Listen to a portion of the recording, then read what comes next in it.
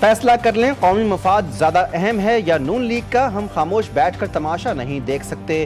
Chairman Peoples Party Bilawal Bhutto برس پڑے، الزام عائد کیا آزاد کشمیر کے الیکشن میں میر پور اور کوٹلی کے ووٹ پر ڈاکہ مارا گیا۔ سوال کیا کہ آزاد کشمیر میں جو ہو رہا ہے کیا ہم اسے جمہوریت کا نام دے سکتے ہیں؟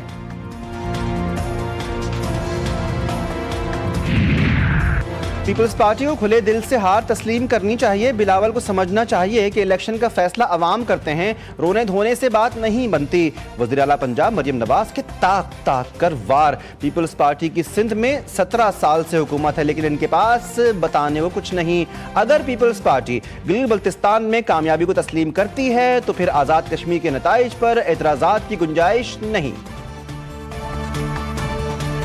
مریم نواز کی گفتگو چوری اور سینہ زوری کی مثال ہے۔ بچے کو پتا ہے نون لیگ فارم 47 کے ذریعے حکومت میں آئی، خیراتی اقتدار میں بیٹھی نون لیگ کو ملک بھر میں عبرتناک شکست ملی۔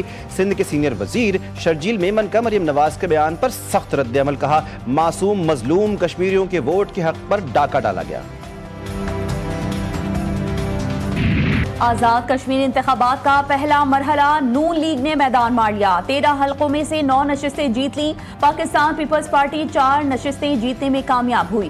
حلقہ LA1 میرپور 1، حلقہ LA4 میرپور 4، حلقہ LA5 بھمبر، حلقہ LA7 بھمبر 3، حلقہ LA9 کوٹلی 2، حلقہ LA11 کوٹلی 4، حلقہ LA12 کوٹلی 5 اور حلقہ LA13 کوٹلی 6 سے نون لیگ کامیاب۔ حلقہ LA2 میرپور 2، LA3 میرپور 3، حلقہ LA8 کوٹلی 1 سے پیپلز پارٹی نے میدان مارا۔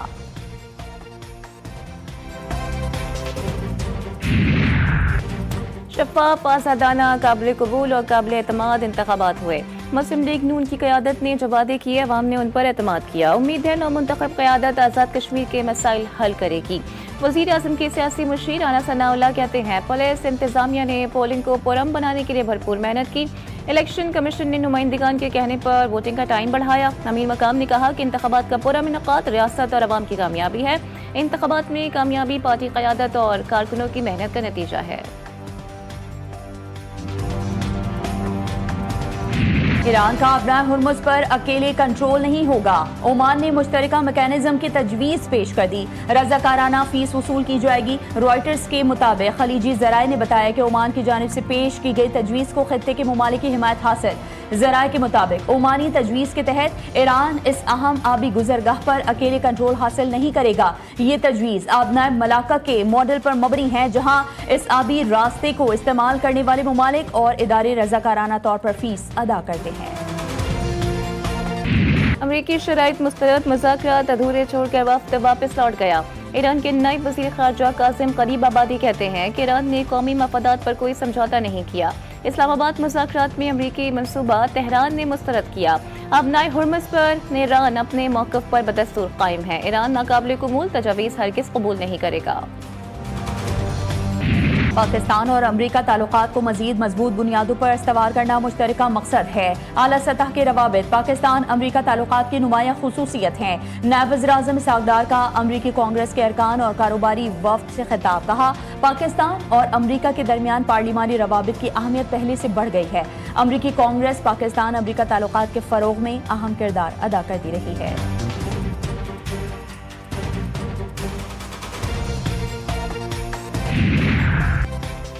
وفاقی وزیر داخلہ محسن نقوی کی دوحہ میں قطری ہم منصب خلیفہ بن حمد سے ملاقات۔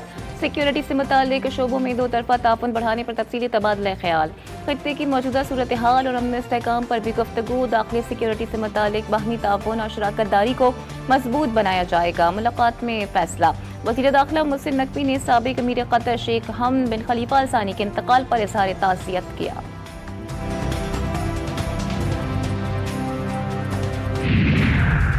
کویت کے وزیر خارجہ 2 روزہ دورے پر آج پاکستان پہنچیں گے۔ ترجمان دفتر خارجہ کے مطابق کویتی وزیر خارجہ نائب وزیر اعظم اسحاق ڈار سے باضابطہ مذاکرات کریں گے۔ دو طرفہ تعلقات، باہمی دلچسپی کی علاقائی اور بین الاقوامی پیش رفت پر تبادلہ خیال کیا جائے گا۔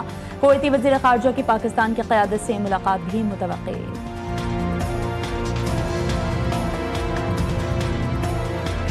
دریا چناب میں پانی کی سطح مسلسل بلند، دریا کنارے واقع نشیب علاقے زیر آب، کھڑی فصلیں اور مویشیوں کا چارہ پانی میں ڈوب گیا۔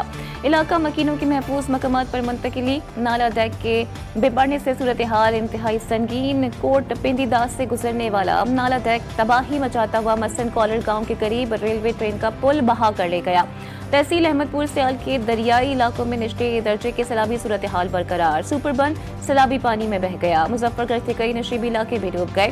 ضلعی انتظامیہ اور ریسکیو 112 کی جانب سے مختلف مقامات پر امدادی اور ریلیف کیمپس قائم کر دیے گئے۔ 1 اگست سے ملک کے مختلف علاقوں میں بارشوں کا نیا اسپیل داخل ہونے کا امکان، 29 جولائی سے 5 اگست تک بارشوں کی پیش گوئی۔ کراچی سمیت سندھ کے مختلف اضلاع میں بھی بارش متوقع، 29 جولائی سے 2 اگست کے دوران شہر میں وقفے سے بارش کا امکان، نشیبی علاقوں میں اربن فلڈنگ کا خدشہ، متعلقہ اداروں کو الرٹ رہنے اور پیشگی اقدامات کی ہدایت۔